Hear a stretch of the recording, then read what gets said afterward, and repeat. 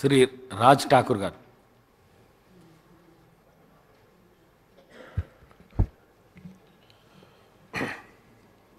అధ్యక్ష, మొదటగా మూడో శాసనసభకి సభాపతిగా ఆయన మీకు శుభాకాంక్షలు తెలియజేసుకుంటా ఉన్నా.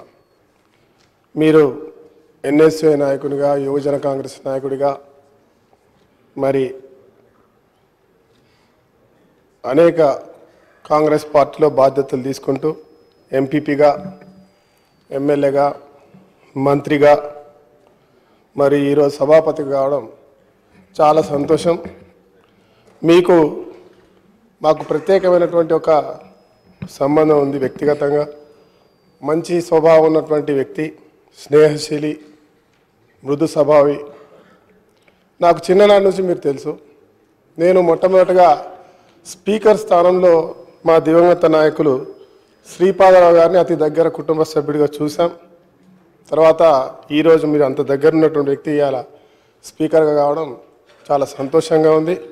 దానికంటే ముఖ్యంగా మనకున్న సంబంధం పార్టీయే కాకుండా దివంగత నాయకులు శ్రీ జి వెంకటస్వామి గారు, వారితో పాటు మీరు మా పార్లమెంట్లో అనేక ప్రాంతాల్లో వారితో తిరుగుతూ మా అందరినీ సమన్వయపరుస్తూ మా కాన్స్టిట్యున్సీలో చాలామంది సుపరిచితులు చిన్ననాటి నుంచి కూడా మేము చూస్తూ ఉన్నాం.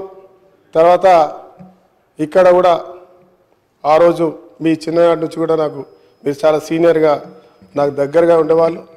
తమ్ముడిగా రాజు అని పిలిచేటువంటి సంబంధం ఉంది మనకు. నిజంగా ఈరోజు మేము మొట్టమొదటిసారిగా మాకు ఈరోజు శాసనసభ్యుడిగా అవకాశం వచ్చింది.